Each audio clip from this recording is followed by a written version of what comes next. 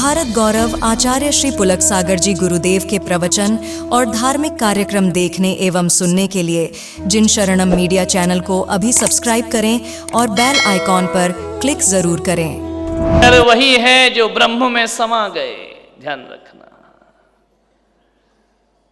वासना के चक्रव्यूह से बाहर निकले बिना मोक्ष की यात्रा नहीं हुआ करती है। सारी दुनिया वासना के चक्रव्यूह में फंसी हुई है और जो इस वासना के चक्रव्यूह से बाहर निकल जाता है वो परमात्मा की यात्रा कर लिया करता है जीवन में। इससे बड़ी साधना त्रिलोक पूज्य ब्रह्मचर्य बोला है शास्त्रों में। और साधनाएं सब सरल हैं, ध्यान रखना।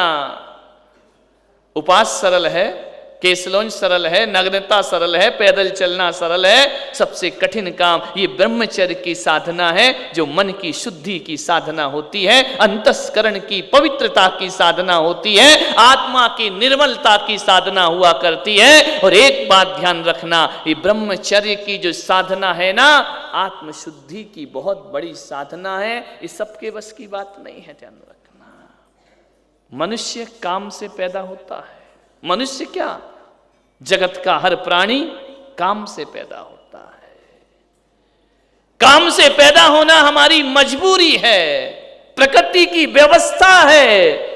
तीर्थंकर भी आते हैं तो काम से ही आते हैं, ध्यान रखना। बिना काम के किसी का जन्म नहीं होता है। मनुष्य का जन्म वासना से हुआ करता है। लेकिन एक बात याद रखना, महान वो लोग नहीं होते हैं जो वासना से पैदा होते हैं, वासना में जीते हैं और वासना में मर जाया करते हैं। मेरे महावीर कहते हैं मनुष्य का जन्म वासना से हुआ है, लेकिन महान वो होते हैं जो वासना में नहीं साधना में जीते हैं और साधना से मृत्यु को प्राप्त कर लिया करते हैं। वह अपने जीवन को सार्थक कर लेते हैं। मनुष्य काम से पैदा हुआ, ये उसकी मजबूरी है, लेकिन काम के लिए जीना और काम के लिए मरना ये मनुष्य की मजबूरी नहीं हुआ करती है। वह काम में पैदा होकर भी राम में जी सकता है और राम बनकर के दुनिया से विदा हो सकता है। काम में नहीं, राम में जियो, ध्यान रखना। अपनी ऊर्जा को, अपनी शक्ति को वासना में नहीं साधना में लगाने का प्रयास करिए। साधना में लगी हुई शक्ति साध्य को प्राप्त करा दिया करती है। मानिए, भोग में नहीं योग में ऊर्जा को लगाओ, संग्रह में नहीं त्याग में ऊर्जा को लगाओ। ये मनुष्य का जन्म मिला हुआ है।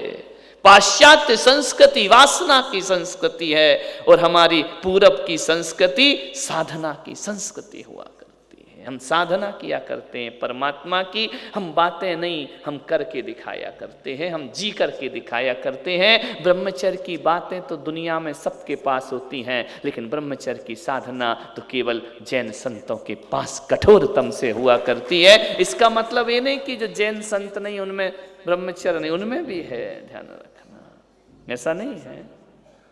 लेकिन इतना ही मेरा निवेदन है, निर्वासना का जीवन जिए। पाश्चात्य संस्कृति के पास रिश्ते नहीं है, पवित्रताएं नहीं है, बहन नहीं, सुता नहीं, माता नहीं। भारत के पास ये संस्कार है, हमारे देश के पास ये संस्कृति मौजूद है। मान्यवर, ग्रस्त जीवन कितने वर्ष का होना चाहिए? ग्रस्त होना कितने वर्ष का होना चाहिए जीवन? शास्त्रों के अनुसार ग्रस्त जीवन जब तक सांस है तब तक आस है, जब तक आस है तब तक जी रहे हैं आराम से। ध्यान रखना, 50 वर्ष, ध्यान रखना, 25 वर्ष विद्याध्ययन, 25 वर्ष गृहस्थ आश्रम, ध्यान रखना। 50 के बाद कौन सी उम्र शुरू होती है? 51, 52, समझ में? 51 का मतलब क्या होता है? वन, समझ गए क्या है? 51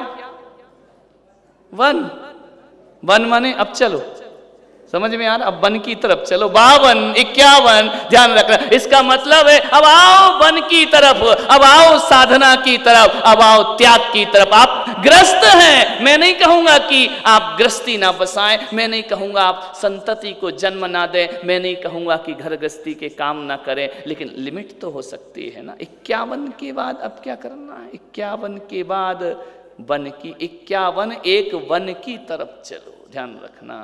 जो वन गए वो वन गए, ध्यान रखना। महावीर वन में चले गए, ऋषभदेव वन में चले गए, अजितनाथ वन में चले गए, पारसनाथ वन में चले गए। जो वन गए वो वन गए, ध्यान रखना। अब उम्र देखो आज अपनी अपनी, उत्तम ब्रह्मचर्य है ना, हो गए ना, भोग लिया ना, कर लिया ना। जीवन का आधा जीवन तो गया ना, संसार में, बच्चों में, परिवार में, रुपयों में, पैसों में, सब में चला गया। अब हाथ जोड़ो आज से कि हम बस अब खत्म करते हैं जीवन, अब अपना जीवन साधना में लगाते हैं। मैं ये नहीं कह रहा हूं कि दूध पीते बच्चे को छोड़ दीजिए, मैं नहीं कह रहा हूं कि अबोध बच्चों का त्याग करके इस मार्ग पर आ जाइए, नहीं।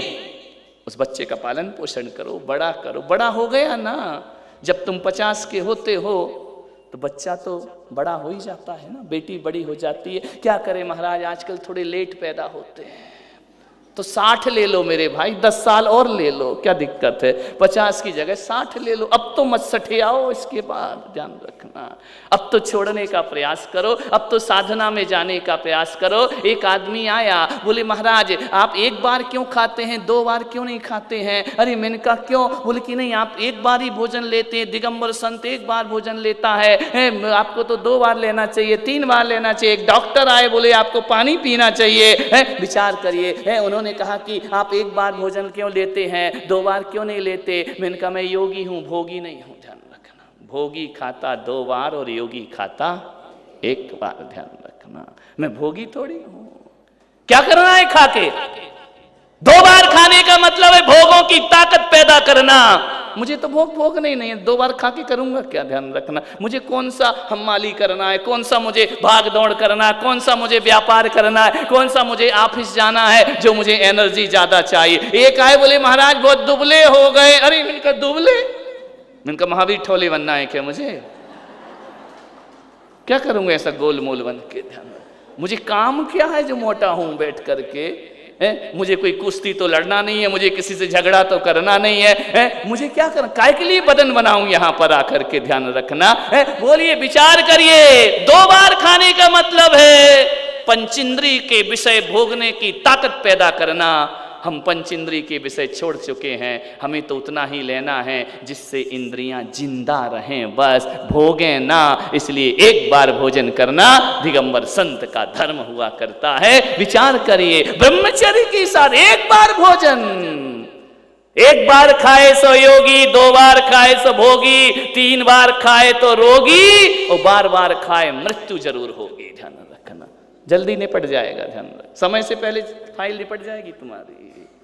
मान्य हो गया ना, 60 बरस ले लो, रही थोड़ी बहुत गई, थोड़ी रही बहुत गई। अब तो चेतन चेत, काल चिरैया चुग रही, निस्दिन आई उखेत, ध्यान रखना। अब तो चेतो। ये वाले सीनियर सिटीजन 50 तो हो गया ना? एमआर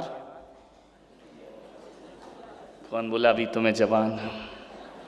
ध्यान रखना, हो गई ना, फाइल निपट गई। ललित, अच्छा अभी बहू आना बाकी है, दामाद आना बाकी है, ध्यान, कोई बात नहीं।